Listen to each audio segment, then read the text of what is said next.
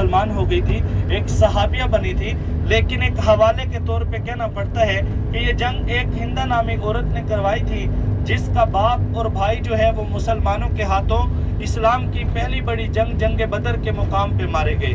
اس نے وہاں پہ قسم کھا لی کہ جب تک میں مسلمانوں سے بدلہ نہ لے لوں میں آرام سے نہیں بیٹھوں گی، میں چین سے نہیں بیٹھوں گی۔ تو محترم مجاہدین کرام، اس نے 3000 کا لشکر تیار کیا اور مدینہ پاک کی طرف بڑھی۔ تو آپ صلی اللہ علیہ وسلم نے اپنے 50 تیر اندازوں کو جبل احد کے دامن میں ایک چھوٹی پہاڑی ہے جس کا نام ہے جبل رمات۔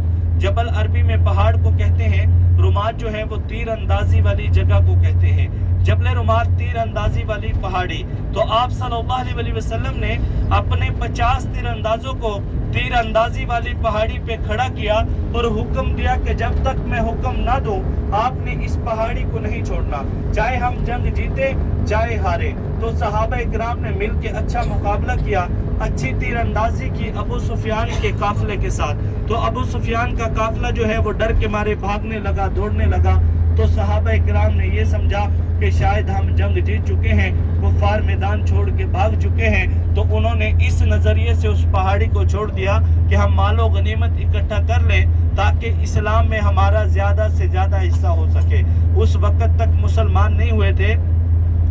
حضرت خالد بن ولید رضی اللہ تعالیٰ عنہ وہ چنے ہوئے بہادروں میں سے بہادر تھے کہ نہ اسلام قبول کرنے سے پہلے کسی جنگ میں ہارے ہیں، نہ اسلام قبول کرنے کے بعد کسی جنگ میں ہارے ہیں۔ انہوں نے جب دیکھا کہ مسلمانوں نے، تو وہ اس وقت تک مسلمان نہیں ہوئے تھے، حضرت خالد بن ولید جب انہوں نے دیکھا کہ مسلمانوں نے جبل رمات کی یعنی تیر اندازی والی پہاڑی کو چھوڑ دیا ہے، مال و غنیمت اکٹھا کرنے میں مصروف ہے، تو انہوں نے پہاڑی کے پیچھے کی طرف سے حملہ کیا۔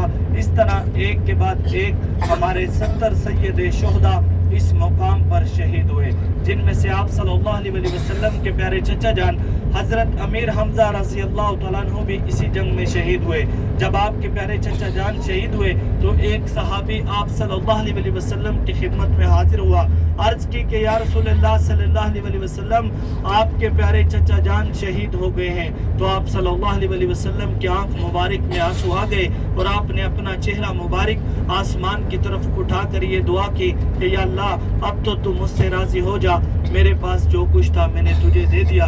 اس مقام پہ ہمارے 70 سید شہداء آرام فرما ہیں۔ جب آپ اس جالی کے پاس جائیں گے، شہداء کی قبرستان کے پاس جائیں گے، اس جالی کے اندر آپ لوگوں کو ایک بڑی قبر نظر آئے گی، اجتماعی قبر ہے، جس میں ہمارے 67 صحابہ اکرام بڑی اجتماعی قبر کے اندر آرام فرما ہیں۔ 3 قبریں اسی جالی کے اندر آپ لوگوں کو الگ سے نظر آئیں گی۔ ایک آپ صلی اللہ علیہ وسلم کے پیارے چچا جان حضرت امیر حمزہ رضی اللہ تعالیٰ عنہ، دوسرے حضرت مصعب بن عمیر جن کا چہرہ مبارک آپ صلی اللہ علیہ وسلم کے چہرے مبارک سے ملتا تھا، تیسرے حضرت حنظلہ رضی اللہ تعالیٰ عنہ۔ تو آپ نے قبروں کے پاس چلے جانا ہے، قبروں کے پاس جالی کے پاس کھڑے ہو کر قبروں کی زیارت کر لینی ہے، سلام پیش کرنے ہیں۔ سلام پیش کرنے کا طریقہ کار یہ ہے، نہایت ہی ادب و احترام کے ساتھ آپ لوگ وہاں پر جا کر یہ سلام پیش کریں گے، السلام علیکم یا سید الشہداء، السلام علیکم یا سید الشہداء، السلام علیکم حضرت امیر حمزہ رضی اللہ تعالیٰ عنہ۔ آپ سرکار صلی اللہ علیہ وسلم کے پیارے چچا جان کا نام مبارک لے کر سلام پیش کریں گے، اپنی فیملی کو اپنے ساتھ لے کر جائیں گے، ساتھ لے کر آئیں گے۔ لیڈیز مرد ایک ہی جگہ پہ اکٹھے کھڑے ہو کر سلام پیش کرتے ہیں، نفلوں والا مقام یہ نہیں ہے۔ اس کے بعد ہمارا نفلوں والا مقام ہوگا مسجد قباء، تو انشاءاللہ اس کی تفصیل واپس آ کے آپ لوگوں کو بتائی جائے گی۔